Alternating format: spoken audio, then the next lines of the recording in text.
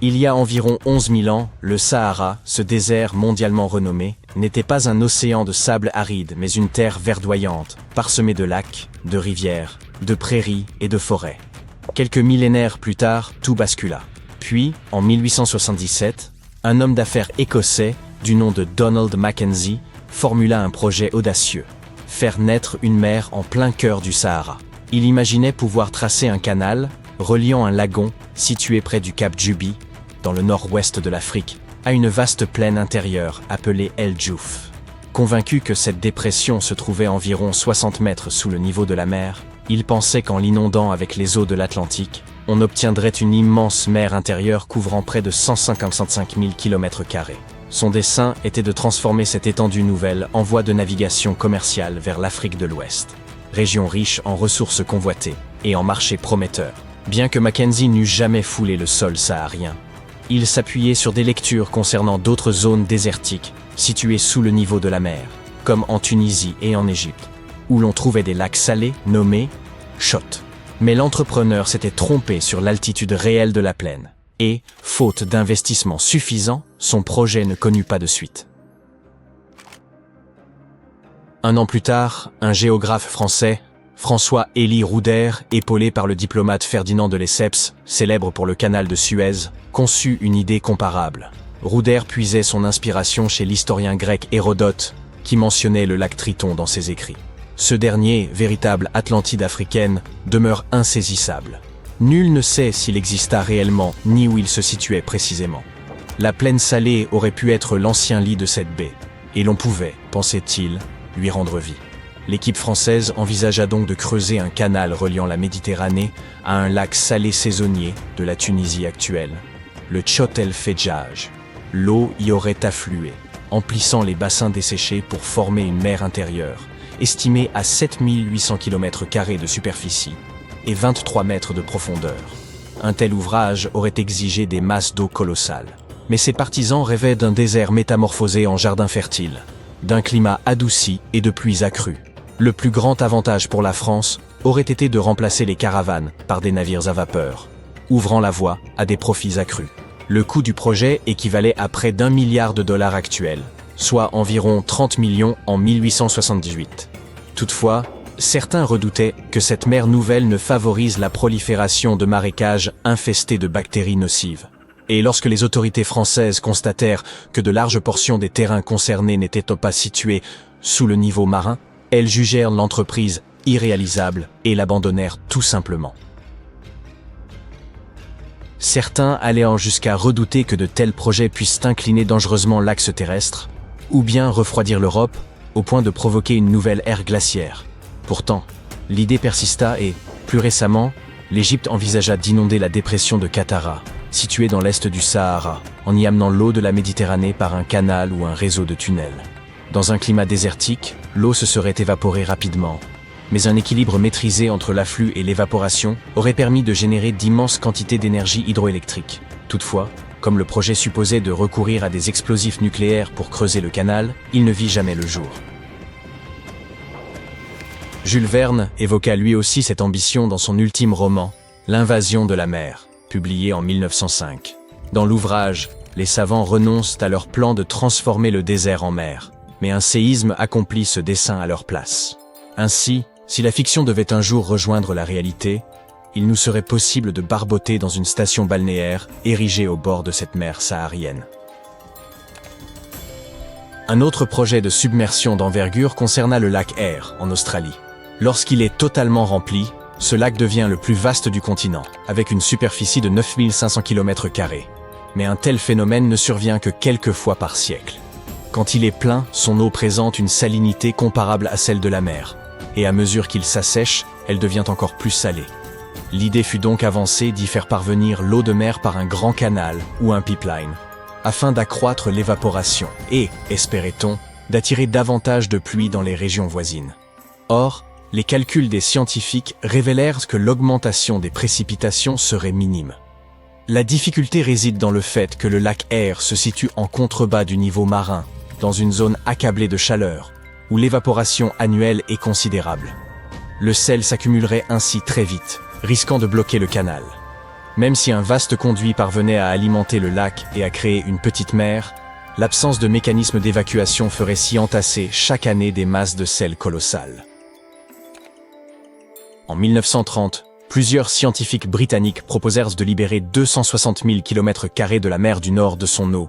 De gigantesques barrages devaient en contenir les flots, tandis que les rivières s'y jetant seraient détournées par un réseau de canaux. Un chemin de fer relierait Londres à Berlin, et un pont franchirait la Manche. Londres et Anvers conserveraient leur accès maritime, mais Rotterdam perdrait son port florissant. Ce projet ne vit jamais le jour, pourtant, bien plus récemment, un chercheur néerlandais et un chercheur allemand relancèrent une idée analogue. Ériger un barrage de 475 km reliant le nord de l'Écosse à l'ouest de la Norvège, et un second tronçon de 160 km entre la Bretagne et le sud-ouest de l'Angleterre. Selon leurs calculs, un tel chantier coûterait entre 276 et 552 milliards de dollars. La somme est colossale, certes, mais elle pourrait protéger près de 25 millions d'habitants répartis dans 14 pays européens contre la montée des eaux. Échelonné sur 20 ans, ce budget représenterait à peine plus de 0,1% du PIB combiné de ces nations. Et bien que ce plan paraisse relever de la science-fiction, la technologie nécessaire existe déjà. La profondeur moyenne de la Manche n'excède guère les 100 mètres entre la France et l'Angleterre, et celle de la mer du Nord avoisine les 130 mètres entre l'Écosse et la Norvège. Or, nous savons construire des plateformes fixes à plus de 500 mètres de fond. En théorie, le projet serait réalisable. Il transformerait cependant la majeure partie de la mer du Nord en un vaste lac, privé de marée, bouleversant radicalement son écosystème. Le transport maritime y deviendrait plus onéreux. L'industrie de la pêche subirait des pertes immenses. Et il faudrait ériger des pompes gigantesques pour rediriger, au-delà du barrage, l'ensemble des fleuves qui se jettent aujourd'hui dans cette mer. Ainsi, la meilleure option pour les scientifiques demeure la vigilance, en espérant qu'un tel ouvrage ne devienne jamais indispensable. Dans les années 30, l'architecte et ingénieur allemand Hermann Sörgel conçut un autre projet titanesque de barrage, destiné à remodeler l'intérieur de l'Afrique par la création de mers intérieures. Il s'agissait d'ériger un gigantesque ouvrage sur le fleuve Congo, à l'endroit où il traverse des vallées profondes et étroites, après sa confluence avec la rivière Kwa. Le barrage formerait un lac immense, plus vaste que les États de Californie, du Nevada et de l'Oregon réunis. Une fois rempli, ce lac se déverserait dans l'Ubangi, qui à son tour alimenterait le Tchari, l'un des affluents du lac Tchad. Celui-ci retrouverait alors une taille comparable à celle qu'on lui attribuait 10 000 ans auparavant. Les eaux s'écouleraient ensuite à travers l'Algérie et la Tunisie pour rejoindre directement la Méditerranée. Ce nouveau fleuve serait suffisamment large et profond pour permettre la navigation maritime, offrant une alternative aux trains et aux avions et facilitant considérablement la circulation des biens et des personnes à travers le continent. À cette époque, l'on se préoccupait fort peu des dommages possibles pour la nature et l'on mettait surtout en avant les avantages économiques d'une telle entreprise. Si vous observiez le Sahara depuis l'espace en ce moment même, vous verriez un spectacle surprenant. Une terre aride parsemée de lacs et de rivières au Maroc et en Algérie. Tout cela grâce aux fortes pluies de début septembre 2024. Ce ne sont pas des oasis, c'est juste le Sahara qui revient à son état d'origine.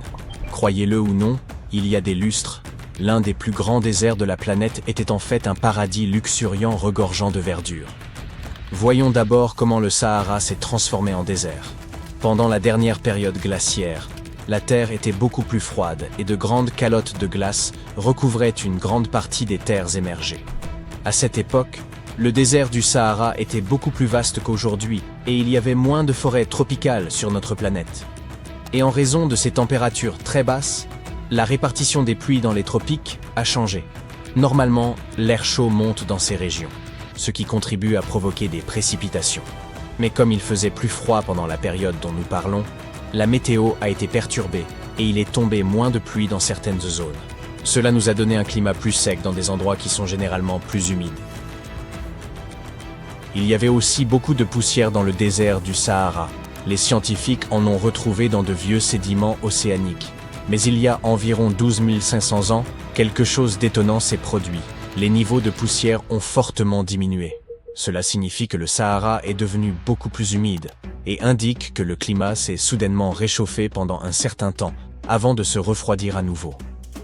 il y a 12 500 ans, le Sahara est donc devenu un endroit beaucoup plus vert, comme une savane, car un phénomène météorologique appelé zone de convergence intertropicale, oui, ça s'appelle comme ça, se déplaçait vers le nord pendant l'été. Cette période humide a atteint son apogée il y a environ 4000 ans. Les températures étaient alors un peu plus hautes qu'aujourd'hui. À cette époque, il pleuvait davantage sur les hauts plateaux éthiopiens, ce qui faisait que le Nil transportait plus de sédiments. Cependant, il y a eu un autre grand changement, celui-ci appelé événement de Heinrich, qui a provoqué le déplacement de la zone de convergence intertropicale vers le sud. Cela a entraîné un assèchement rapide des régions sahariennes et de la péninsule arabique. En conséquence, le Nil a connu beaucoup moins de crues entre 2700 et 2100 avant notre ère. Pour faire court, un peu tard pour cela, certes, le Sahara a connu des périodes alternatives d'humidité et de sécheresse en raison des changements climatiques et des conditions météorologiques pendant des milliers d'années. Jusqu'à récemment, nous avions un Sahara sec. Mais en septembre 2024, un cyclone inhabituel a traversé la région. Il a frappé le Maroc, l'Algérie, la Tunisie et la Libye et a rempli les lacs et les rivières asséchées. Les images satellites de la NASA avant et après les pluies sont époustouflantes. C'est comme si le Sahara avait fait peau neuve. Certaines régions d'Afrique du Nord ont reçu jusqu'à 20 cm de pluie.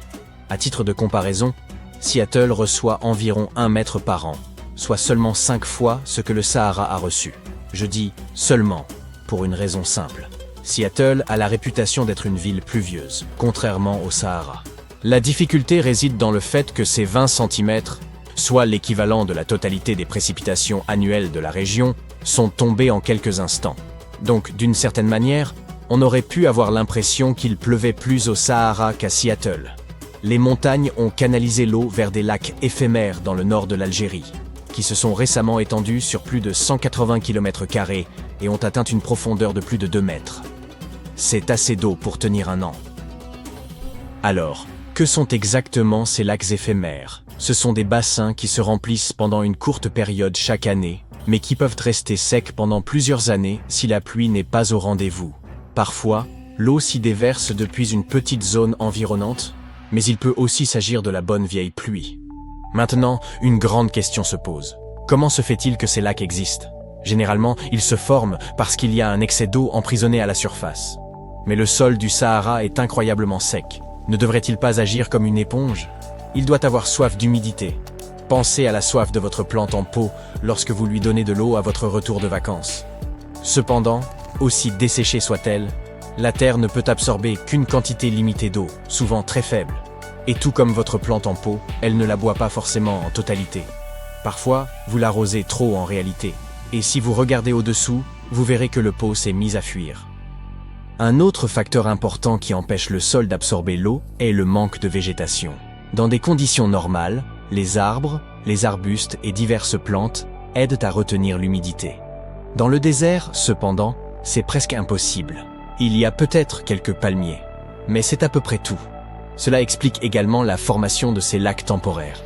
Les précipitations qui ne sont pas retenues par les plantes s'accumulent dans les vallées et les dépressions de faible altitude, créant ces étendues d'eau éphémères. Ces lacs ne durent peut-être que peu de temps, mais cela ne veut pas dire qu'on ne devrait pas les nommer. Par exemple, le magnifique lac orné de palmiers ondulants que vous voyez ici s'appelle le lac Yasmina, situé dans la ville oasis de Merzouga. Dans certaines zones du désert, là où les dunes s'élèvent, on pourrait croire à un mirage, mais ce n'en est pas un. Les dunes de sable sont en partie recouvertes d'eau. Vous vous souvenez que j'avais parlé de 20 cm? Eh bien, ce n'est pas tout à fait exact pour certaines régions. En effet, il y a des endroits où l'inondation a été si importante que les palmiers ont été submergés jusqu'à leur cime. La dernière fois que nous avons vu une averse aussi intense, c'était il y a 30 à 50 ans. Mais cette pluie a été plus que bienvenue. Après 6 années consécutives de sécheresse, le Maroc en avait vraiment besoin.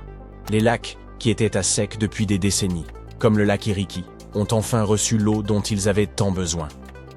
Une analyse récente a révélé que sur les centaines de tempêtes qui ont frappé la région depuis 2000, seules 6 ont apporté suffisamment de pluie pour commencer à remplir ce lac. Et parmi celles-ci, seules 2 ont permis d'atteindre un niveau plus élevé que celui que nous avons observé en septembre 2024. Ainsi, si ces pluies torrentielles semblent être une bénédiction, la grande question est de savoir si elles vont durer. La réponse est oui. Lorsque l'air humide provenant des régions équatoriales rencontre l'air chaud et sec du nord, le désert du Sahara a tendance à recevoir davantage de pluie. Les scientifiques affirment que cette zone de collision se déplace vers le nord à mesure que la planète se réchauffe, et elle se réchauffe, et qu'elle devrait donc continuer à se déplacer dans cette direction au cours des 2 prochaines décennies. Mais je suis peut-être un peu trop optimiste. La vérité, c'est que les nouvelles ne sont pas entièrement positives. En réalité, personne n'était vraiment prêt à faire face à une telle inondation. De plus, n'oubliez pas qu'il ne s'agit pas d'un pays d'Asie du Sud-Est où les gens ont l'habitude de tant d'eau, mais du Sahara, une région aride. Cela dit, je pense que vous voyez où je veux en venir. Tragiquement, 18 personnes au moins ont perdu la vie à cause des pluies intenses dans le sud du Maroc. Et les autorités se préparent à des pluies encore plus fortes. Mais si c'est le cas, cela pourrait-il signifier que le Sahara est menacé d'extinction? Et qu'est-ce que cela signifierait pour nous? Cela peut sembler un peu étrange. Mais notre planète dépend aussi des déserts, et le Sahara ne fait pas exception. À première vue, il peut sembler stérile et sans intérêt. Mais les déserts jouent un rôle crucial dans notre écosystème. Ils constituent d'importants sites de stockage du CO2. On appelle cela des puits de carbone net. À lui seul, le Sahara en contiendrait environ 1000 milliards de tonnes. Dans la lutte contre le changement climatique, ces déserts servent de tampons, contribuant à maintenir les températures à des niveaux acceptables.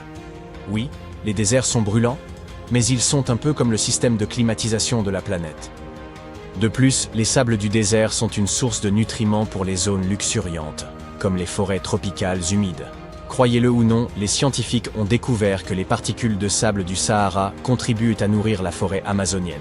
Ces particules traversent l'océan Atlantique, portées par les vents, jusqu'en Amérique du Sud, où elles enrichissent le sol du bassin amazonien. Sans le Sahara, les experts estiment que la forêt amazonienne pourrait être sérieusement menacée.